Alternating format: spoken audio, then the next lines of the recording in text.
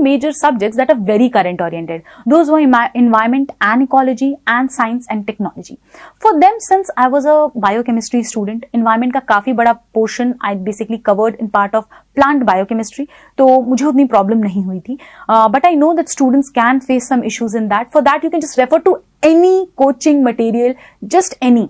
When I'm saying any, it don't have to be very like choosy कि कोई paid course अच्छा होगा, कोई क्या अच्छा होगा, नहीं. कोई भी एक मटेरियल उठाओ, उस पर you can develop your static understanding. क्योंकि मोस्टली इन्वायरमेंट में और साइंस एंड टेक में क्वेश्चंस जो हैं वो करंट से ही आते हैं. बी इट स्पीशीज के question, B it national park से प्रोटेक्टेड एरिया के क्वेश्चन हो, या कोई कंजर्वेशन इनिशिएटिव हो गवर्नमेंट का, या अभी every year COP is held, conference of parties of UNFCCC, उसमें नई नई इनिशिएटिव्स इंटरनेशनल प्लेटफॉर्म्स पे लॉन्च हो रहे हैं. इंडिया क्या लॉन्च कर रही है, इंडिया क्या ज्वाइन कर रही है, इंडिया किससे रिफ्रेन कर रही है. सो ये सारी चीजें जो करंट से होती हैं वो हम यूजुअली यूज करते हैं in the environment and ecology. तो स्टैटिक के लिए ज्यादा परेशान नहीं होना है. कोई भी एक relevant material you can pick up and you can prepare your base on that.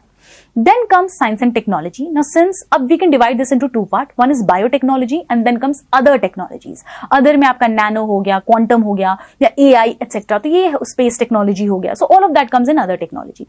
Biotech was sorted because I was a student of biochemistry. तो मुझे कभी problem नहीं हुई इसमें. I know some students might face some issues, but I think I'm not the right person to guide for that क्योंकि मैंने literally कोई source use नहीं किए हैं biokemistry के, biotechnology के लिए. Other technologies के लिए I have always used free YouTube video. जैसे अगर quantum entanglement is in news, superposition is in news और मुझे समझ में नहीं आ रहा है, I used to go and search on YouTube freely quantum entanglement explained. It's not यहाँ के कोचिंग की वीडियोस भी नहीं थी, वो कुछ अच्छे इंस्टीट्यूट्स ने भी डाले हुए हैं. अगर आप देखोगे कुछ फॉरेन इंस्टीट्यूट्स की भी बहुत अच्छे क्लिप्स हैं 4-5 मिनट्स के, and they have explained it very properly in a proper animated manners. I use those platforms to understand it. Apart from that, current affairs become very important for science and technology. James Webb Telescope released an image. James Webb Telescope was asked by UPSC. Chandrayaan 3 was launched by India. Chandrayaan 3 was asked by UPSC. COVID जब news में था, सारे types की vaccines पे question आए हैं, protein receptors पे question आए हैं, because that was very obvious. तो आपको समझना पड़ेगा science and technology and environment are such two subjects जिसमें आपको करंट पे बहुत ज्यादा फोकस करना है. स्टैटिक के लिए परेशान नहीं होना अगर आपका बेसिक्स क्लियर है तो.